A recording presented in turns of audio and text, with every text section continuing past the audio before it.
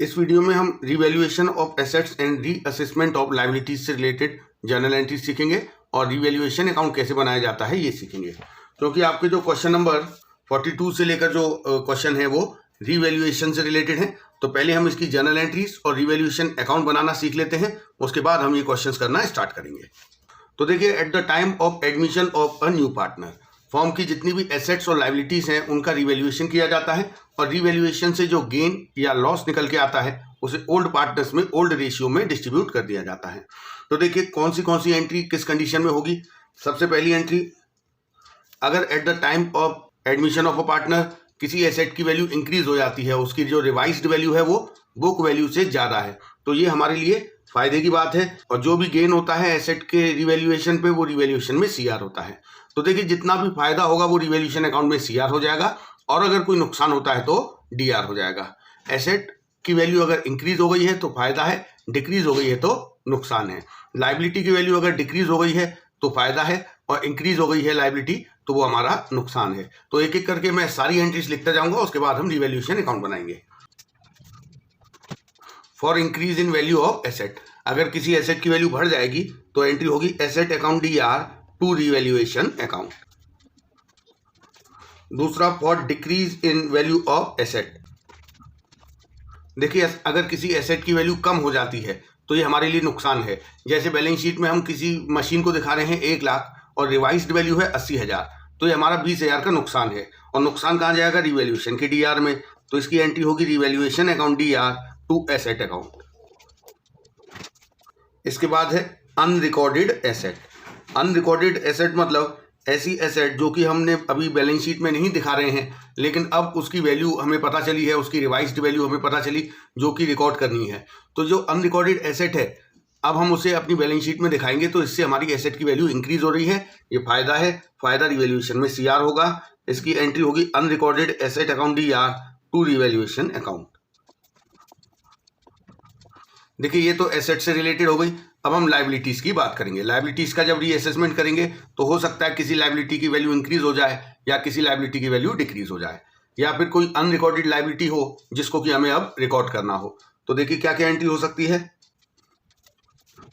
For decrease in liabilities, देखिए अगर liability की जो वैल्यू है प्रेजेंट में हम बैलेंस शीट में शो कर रहे हैं, अगर रीअसेसमेंट करने पर उसकी वैल्यू कम होती है, इसका मतलब हमें कम लायबिलिटी का पेमेंट करना पड़ता है, तो ये हमारे लिए फायदा है और फायदा रिवैल्यूएशन अकाउंट में सीआर होगा। इसकी एंट्री होगी liability account DR to revaluation account. जो भी लायबिलिटी का नाम होगा वो लिखा जाएगा, जैसे क्रेडिटर्स है या बिल्स पेबल है उसका नाम लिखा जाएगा। अगर किसी लायबिलिटी का रीअसेसमेंट करने पर वो बढ़ जाती है, जैसे मान लीजिए हमारे क्रेडिटर्स थे 50,000 लेकिन रीअसेसमेंट करने पर पता चला कि क्रेडिटर्स 50,000 के नहीं 55,000 के हैं, तो लायबिलिटी इंक्रीज हो रही है। इंक्रीज इन लायबिलिटी हमारे लिए नुकसान है और ये रिवैल्यूएशन अकाउंट में डीआर होगा। इसकी एंट्री होगी revaluation account DR to liability account. For unrecorded liabilities, अगर कोई लायबिलिटी रिकॉर्डेड नहीं है तो अब हमें उसे रिकॉर्ड करना है, तो लायबिलिटी इंक्रीज हो रही है, ये हमारा नुकसान है, रिवैल्यूएशन में डीआर होगा। एंट्री होगी revaluation account DR to unrecorded liability account. इसके अलावा अगर रिवैल्यूएशन पे कोई खर्चा होता है, जैसे रीअसेसमेंट का जो प्रोसीजर है, रिवैल्यूएशन का जो प्रोसीजर है, फॉर्म के रिकॉन्स्टिट्यूशन का जो प्रोसीजर है, उसमें अगर कोई एक्सपेंस होता है तो वो भी रिवैल्यूएशन अकाउंट में डेबिट किया जाएगा। तो देखिए उसकी एंट्री होगी रिवैल्यूएशन अकाउंट डीआर। अब एक और बात, रिवैल्यूएशन अकाउंट तो डीआर होगा लेकिन सीआर क्या होगा। देखिए अगर फॉर्म ने खुद कैश पेमेंट किया है इस एक्सपेंस के लिए तो टू कैश लिख देंगे। अगर फॉर्म की तरफ से कोई पार्टनर ये एक्सपेंस पे करता है तो उस पार्टनर का कैपिटल अकाउंट सीआर किया जाएगा। और अगर फॉर्म ने किसी पार्टनर को रेम्यूनरेट किया है, मतलब फॉर्म की तरफ से वो रिवैल्यूएशन का काम देखेगा, इस वजह से फॉर्म ने उसे रेम्यूनरेशन दिया है, तो उस कंडीशन में भी टू पार्टनर्स कैपिटल अकाउंट लिखा जाएगा। तो ये तो हो गई रिवैल्यूएशन से रिलेटेड सारी जनरल एंट्रीज। अब रिवैल्यूएशन करने के बाद हमें निकालना पड़ेगा गेन हुआ है या लॉस हुआ है रिवैल्यूएशन पे। इसके लिए हमें एक रिवैल्यूएशन अकाउंट बनाना पड़ेगा, उसका डेबिट और क्रेडिट का टोटल करके हम पता करेंगे कि गेन हुआ है या लॉस। अगर क्रेडिट बड़ा है डेबिट से तो ये गेन है, और अगर डेबिट साइड बड़ा है मतलब नुकसान ज़्यादा है तो फिर लॉस आएगा। तो उसके डिस्ट्रीब्यूशन की एंट्री क्या होगी वो भी देख लीजिए। अगर रिवैल्यूएशन पे लॉस हुआ है तो इसकी एंट्री होगी पार्टनर्स कैपिटल अकाउंट DR। कौन से पार्टनर? केवल ओल्ड पार्टनर्स। जो रिवैल्यूएशन का गेन या लॉस आएगा वो ओल्ड पार्टनर्स को ही दिया जाता है। कैपिटल अकाउंट या करंट अकाउंट भी हो सकता है अगर कैपिटल को फिक्स माना गया है तो। Old partners capital account DR to revaluation account. और ये जो लॉस है ये पार्टनर्स में कौन से रेशियो में बांटा जाएगा? ओल्ड रेशियो में। ये तो बात हो गई लॉस की। रिवैल्यूएशन पे गेन भी आ सकता है, तो अगर गेन ऑन रिवैल्यूएशन है तो उसमें क्या एंट्री होगी? Revaluation account DR to partners capital account. कौन से पार्टनर्स? Old partners. कैपिटल या करंट अकाउंट। तो ये जो गेन है ये भी कौन से रेशियो में बटेगा? ओल्ड रेशियो में। तो ये तो हो गई रिवैल्यूएशन से रिलेटेड सारी जर्नल एंट्रीज। अब मैं आपको बताऊंगा रिवैल्यूएशन अकाउंट कैसे बनाना है। ये रिवैल्यूएशन अकाउंट का फॉर्मेट है। देखिए ये डेबिट साइड है और ये क्रेडिट साइड है। अगर कोई नुकसान होता है तो डेबिट में और फायदा होता है तो क्रेडिट में। नुकसान कब कब होगा? देखिए अगर किसी एसेट की वैल्यू डिक्रीज हो जाए तो नुकसान होगा। अगर किसी लायबिलिटी की वैल्यू इंक्रीज हो जाए तो नुकसान होगा। और अगर कोई अनरिकॉर्डेड लायबिलिटी हो तो भी नुकसान है। रिवैल्यूएशन का कोई एक्सपेंस होगा तो भी वो एक्सपेंस है तो DR होगा रिवैल्यूएशन अकाउंट में। अगर फर्म ने पे किया है तो टू कैश के नाम से। अगर कोई पार्टनर पे करता है तो to partners capital. Partners capital किस कंडीशन में आएगा? If paid by partner. अगर किसी पार्टनर ने फर्म की तरफ से पेमेंट किया है। और दूसरी कंडीशन में टू पार्टनर्स कब आएगा? जब रेम्यूनरेशन दी गई है किसी पार्टनर को। तो दोनों कंडीशन में टू पार्टनर्स कैपिटल लिखा जाएगा। CR में क्या आएगा? जब फायदा होगा। फायदा कब होगा? जब कोई एसेट इंक्रीज होगी या कोई लायबिलिटी डिक्रीज होगी तो वो भी फायदा है, CR होगा। अगर कोई अनरिकॉर्डेड एसेट हम रिकॉर्ड करेंगे तो वो भी हमारे लिए फायदा है, CR होगा। तो ये सारी चीजें आती हैं रिवैल्यूएशन के DR और CR में। इसके बाद क्या करना होता है? डिफरेंस करना है। अगर क्रेडिट साइड बड़ा है तो गेन आएगा, कहाँ ट्रांसफर होगा? Old partners capital account. और कौन से रेशियो में? ओल्ड रेशियो में। अगर डेबिट साइड बड़ा है तो नुकसान आएगा, यहां पर आएगा बाय पार्टनर्स कैपिटल अकाउंट। ये लॉस है, कौन से रेशियो में बटेगा? ओल्ड रेशियो में। और ये क्या था? गेन। तो इस तरीके से हमारा रिवैल्यूएशन अकाउंट बनेगा।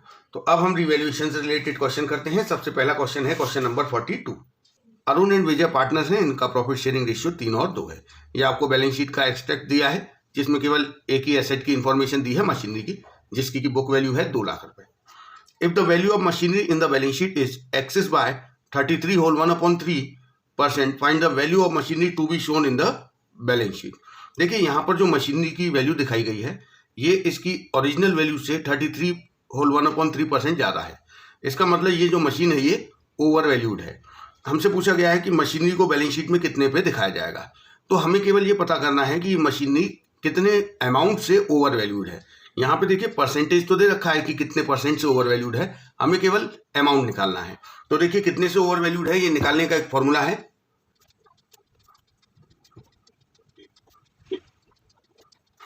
तो कोई मशीन कितने से ओवर वैल्यूड है ये कैसे पता चलेगा? Book value multiplied by percentage of over valuation upon 100 plus percentage of over valuation.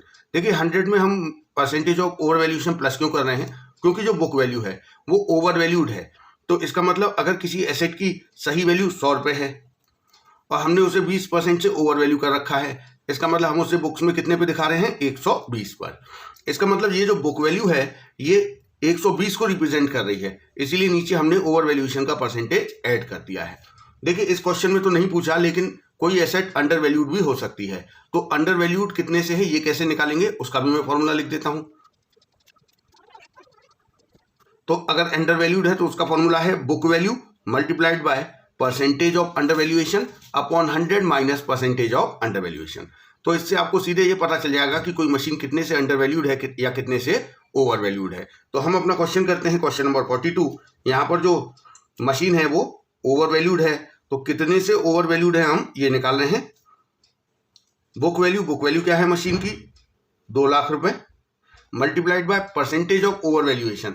देखिए परसेंटेज ऑफ ओवर वैल्यूएशन दिया हुआ है 33 होल 1/3 मतलब 100/3%, divide by 100 plus percentage of over valuation 100 plus 100/3। अब हम इसे सॉल्व करेंगे। देखिए ये ऊपर 2 लाख इंटू 100/3 और नीचे है 100 प्लस 100/3, इसका एलसीएम लेंगे तो देखिए ये दोबारा से करते हैं, इसका आएगा 400/3 हो जाएगा। 2 लाख इंटू 100/3, ये 400/3 ऊपर ले जाएंगे तो 3/400 हो जाएगा।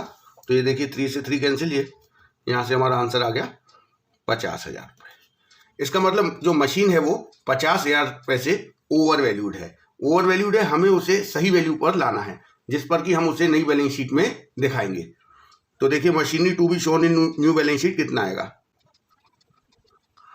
बैलेंस शीट में दिखाई दे रही है अभी वो 2 लाख से, जो कि 50,000 से ओवर वैल्यूड है। तो 50,000 हम माइनस कर देंगे तो इसकी करेक्ट वैल्यू है 1,50,000, जितने पर हम इसे नई बैलेंस शीट में दिखाएंगे after the admission of a new partner. तो ये हो गया क्वेश्चन नंबर 42। अब हम करेंगे question number 43। Pass entries informs journal for the following on admission of a partner, कि किसी नए पार्टनर के एडमिशन के समय ये सारी बातें हमें बताई हैं, इनसे रिलेटेड जो रिवैल्यूएशन की एंट्रीज हैं वो हमें करनी है। सबसे पहला point, machinery to be reduced by 16,000, building appreciated by 40,000। देखिए मशीनरी को रिड्यूस करना है 16,000 से, तो एसेट है मशीन, रिड्यूस करेंगे नुकसान होगा, revaluation account DR to machinery. और बिल्डिंग को एप्रिशिएट करना है, बिल्डिंग भी एसेट है, एसेट एप्रिशिएट मतलब बढ़ेगी तो फायदा होगा। तो इसके लिए हमें दोनों के लिए अलग अलग एंट्री करनी पड़ेगी।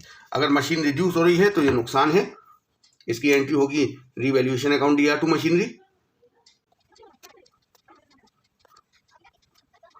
तो देखिए मशीनरी को कितने से रिड्यूस किया है, 16,000 रुपये से, तो ये हमारा नुकसान है, इसीलिए रिवैल्यूएशन अकाउंट टीआर हुआ है।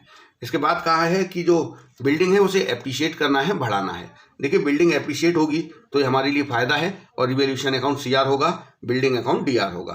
तो एंट्री हो गई building account DR to machinery to revaluation account. तो कितने से बिल्डिंग एप्रिशिएट हुई है, मतलब इंक्रीज हुई है 40,000 रुपये से। तो ये हो गया हमारा पहला। सेकंड वाले में कहा गया है कि एक प्रोविजन क्रिएट करना है हमें डाउटफुल डेब्ट्स के लिए, मतलब पीबीडी क्रिएट करना है 5% ऑफ डेटर्स। डेटर्स कितने के हैं, 80,000 रुपये के। तो 80,000 रुपये का 5% हमें पीबीडी बनाना है। देखिए पीबीडी अगर बनाना पड़ जाए या बढ़ाना पड़ जाए तो ये हमारे लिए नुकसान है। तो इसकी भी एंट्री होगी revaluation account DR to PBD. 80,000 के डेटर्स हैं, उसका 5% निकालेंगे तो 4,000 रुपये आएगा। तो सेकंड हो गया। इसमें थर्ड ट्रांजेक्शन दिया है, provision for warranty claim increase by 12,000। देखिए वारंटी क्लेम के लिए प्रोविजन को बढ़ाना है। कोई भी प्रोविजन हमें बढ़ाना पड़ जाए या बनाना पड़ जाए तो ये नुकसान है, और नुकसान रिवैल्यूएशन अकाउंट के डीआर में जाते हैं। तो एंट्री होगी revaluation account DR to provision for warranty claim. 12,000 से हमें क्लेम के लिए प्रोविजन बनाना है, तो वो हमने बना दिया। इसके बाद फोर्थ ट्रांजेक्शन दिया हुआ है, फर्नीचर जिसकी की बुक वैल्यू है 50,000 is to be reduced by 40%। देखिए बाय 40% मतलब हमें बुक वैल्यू को 40% से कम करना है। तो 50,000 का 40% कम करना है, मतलब 20,000 रुपये का हमें नुकसान हो रहा है, और नुकसान होगा तो ये रिवैल्यूएशन अकाउंट में डीआर होगा। इसकी एंट्री होगी revaluation account DR to furniture. 50,000 का 40%, 20,000 रुपये का हमारा नुकसान हुआ है। इसके बाद पांचवा वाला बताया गया है, फर्नीचर जिसकी की बुक वैल्यू 50,000 है is to be reduced to 40%। 40% का मतलब ये है कि फर्नीचर की बुक वैल्यू को 40% कर देना है, मतलब घटा के 40% कर देना है। इसका मतलब जो 50,000 बुक वैल्यू है वो घटकर 40% मतलब 20,000 हो जाएगी। तो यहाँ देखिए 50 से 20 कर देना है फर्नीचर को, इसका मतलब यहाँ पर हमारा नुकसान 30,000 रुपये का हो रहा है। तो ये यहाँ आप ध्यान रखिएगा, ये रिड्यूस्ड बाय है और ये रिड्यूस्ड टू है। रिड्यूस टू का मतलब हुआ किसी एसेट को घटा के ये वैल्यू कर देनी है। तो 50,000 से घटा के 20,000 कर देना है, इसके लिए हमें इस पर 30,000 रुपये घटाना पड़ेगा, जो कि हमारा नुकसान है। एंट्री यही होगी लेकिन अब अमाउंट चेंज हो जाएगा। रीवैल्यूएशन अकाउंट DR2 फर्नीचर 30,000 रुपये से होगा। तो ये हमारी एंट्रीज कंप्लीट हो गई। तो ये हो गया क्वेश्चन नंबर 43। अब हम करेंगे question number 44। Past entries in forms journal for the following on admission of a partner. देखिए पहला दिया अनरिकॉर्डेड इन्वेस्टमेंट ऑफ 20,000 are to be accounted. Unrecorded investment, देखिए इन्वेस्टमेंट एसेट है, अनरिकॉर्डेड है। अनरिकॉर्डेड मतलब प्रेजेंट में वो बैलेंस शीट के एसेट साइड में हम उसे शो नहीं कर रहे हैं। अब हम इसे रिकॉर्ड करेंगे तो हमारी एसेट इंक्रीज होगी, जो कि हमारे लिए फायदा है, और रिवैल्यूएशन में हम इसे CR करेंगे। तो एंट्री होगी investment account DR to revaluation account.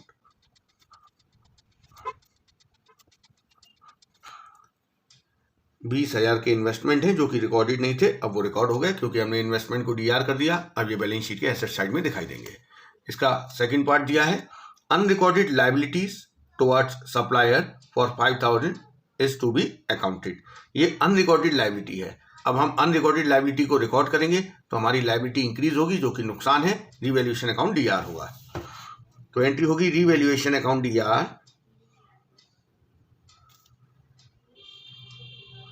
To unrecorded liability. देखिए ये लायबिलिटी है ये टुवर्ड्स सप्लायर है, और सप्लायर हमारे कौन बन जाते हैं? क्रेडिटर्स। तो टू क्रेडिटर्स लिख देंगे। इसके बाद थर्ड दिया है an item of 1600 included in sundry creditors is not likely to be claimed hence should be written back. मतलब सन्ड्री क्रेडिटर्स में 1600 रुपये ऐसे इंक्लूड हैं जो कि not likely to be claim, मतलब वो अब मांगे नहीं जाएंगे। इसका मतलब हमारे लिए वो अब लायबिलिटी नहीं रहे, तो हमारे क्रेडिटर्स कम हो जाएंगे, जो हमारे लिए गेन है, इसे हम रिवैल्यूएशन में CR करेंगे। तो एंट्री होगी sundry creditors account DR to revaluation account. Narration दे देंगे बीइंग क्रेडिटर्स रिटन बैक। तो ये हो गया क्वेश्चन नंबर 44। अब हम करेंगे question number 45। X and Y are partners in a firm sharing profits in the ratio of 3:2. They admitted Z as a partner and fixed new profit sharing ratio 3:1. तो देखिए यहाँ पर X और Y पुराने partner हैं, Z को admit किया है, नया रेशियो दिया हुआ है। जब Z का एडमिशन हुआ उस वक्त डेटर्स और प्रोविजन फॉर बैड डेब्ट्स का बैलेंस था 50,000 और 5,000। 50,000 के डेटर्स थे और प्रोविजन कितना बना रखा था बैड डेब्ट्स के लिए? 5,000। आगे लिखा है all debtors are good past journal entries. देखिए ऑल डेटर्स आर गुड का मतलब ये है कि हमारे जो 50,000 के डेटर्स हैं ये फुली रिकवरेबल हैं, मतलब इनका पूरा पैसा मिल जाएगा, ऐसी संभावना है, डूबने की संभावना नहीं है। तो जब आपको पूरा पैसा मिल ही जाएगा, कोई भी अमाउंट इरिकवरेबल नहीं होगा, तो फिर आपने PBD क्यों बना रखा है? तो इसका मतलब अगर ऑल डेटर्स आर गुड तो हमें PBD की कोई जरूरत नहीं है, तो हम इस PBD को खत्म कर देंगे। देखिए PBD अगर क्रिएट करना पड़ जाए तो ये तो नुकसान है, लेकिन अगर PBD को हम खत्म करें तो ये हमारे लिए एक तरीके से फायदा है, क्योंकि PBD क्रिएट कहाँ से होता है? P&L के DR से, और अगर PBD को राइट बैक लिया जाएगा तो वो P&L में CR किया जाएगा। यहाँ पर P&L की जगह रिवैल्यूएशन में CR किया जाएगा। तो एंट्री होगी PBD account DR to revaluation account. Narration दे देंगे बीइंग PBD रिटन बैक। देखिए यहाँ पर रिवैल्यूएशन अकाउंट CR हुआ है, जो कि गेन है। अब ये गेन पार्टनर्स में डिस्ट्रीब्यूट करेंगे, क्योंकि और किसी एसेट लायबिलिटी के रिवैल्यूएशन की इंफॉर्मेशन नहीं है, तो यहीं पे हमारा क्वेश्चन एंड हो जाएगा। हम रिवैल्यूएशन का ये गेन जो है 5,000 ये पार्टनर्स में डिस्ट्रीब्यूट कर देंगे। इसकी एंट्री होगी revaluation account DR to old partners capital account, जो कि है X और Y। तो ये गेन हम X और Y में डिस्ट्रीब्यूट कर देंगे उनके ओल्ड रेशियो 3 और 2 में। तो एंट्री होगी revaluation account DR to X's capital account to Y's capital account. 5,000 का गेन 3 2 में बटेगा तो 3,000 और 2,000 रुपये इनके कैपिटल अकाउंट में CR हो जाएगा। तो ये हो गया क्वेश्चन नंबर 45। अब हम करेंगे question number 46। X and Y partners हैं, इनका प्रॉफिट शेयरिंग रेशियो है 3 और 2। इन्होंने Z को एडमिट किया है 1/4 शेयर के लिए। At the time of admission of Z, जब Z का एडमिशन हुआ तो देखिए क्या क्या हुआ है। एक स्टॉक जिसकी की बुक वैल्यू 1 लाख है is to be reduced by 40%, मतलब हमें स्टॉक को 40% से कम कर देना है। तो 1 लाख का 40% 40,000 रुपये से हम स्टॉक को कम करेंगे, जो कि हमारे लिए नुकसान है। हम करेंगे revaluation account DR to stock 40,000 रुपये। And furniture book value 60,000 is to be reduced 240%। 240% का मतलब ये है कि बुक वैल्यू को 40% तक ले आना है। तो 60,000 का 40% हो गया 24,000। इसका मतलब फर्नीचर की जो बुक वैल्यू है वो 60,000 से घट के 24,000 रह गई है। तो यहाँ हमारा नुकसान 36,000 का हो रहा है। तो दोनों में ही हमें नुकसान हो रहा है। तो एंट्री होगी revaluation account DAR to stock account to furniture account. देखिए स्टॉक के बारे में तो सीधे सीधे बाय वर्ड लिखा है 40%, तो 1 लाख का 40% 40,000 हो गया। लेकिन फर्नीचर के बारे में 2 लिखा है, मतलब जो 60,000 का फर्नीचर है उसे रिड्यूस करके 40% होता है 24,000। तो उसकी नई बुक वैल्यू कितनी है 24,000। इसका मतलब हमें कितने का लॉस हो रहा है 36,000 का। तो फर्नीचर CR होगा 36,000 से। तो टोटल कितना नुकसान हो गया 76,000। ये जो नुकसान है ये पार्टनर्स में डिस्ट्रीब्यूट हो जाएगा ओल्ड रेशियो में, और एक्स और वाई पार्टनर है। तो एंट्री होगी X's capital account DAR, Y's capital account DAR to revaluation account. 76,000 का लॉस है। किस रेशियो में बांटना है हमें, ओल्ड रेशियो जो कि है 3 और 2। 3 और 2 में हम 76,000 को इन दोनों में बांटेंगे तो इसके में आएगा 45,600 और इसके में आएगा 30,400।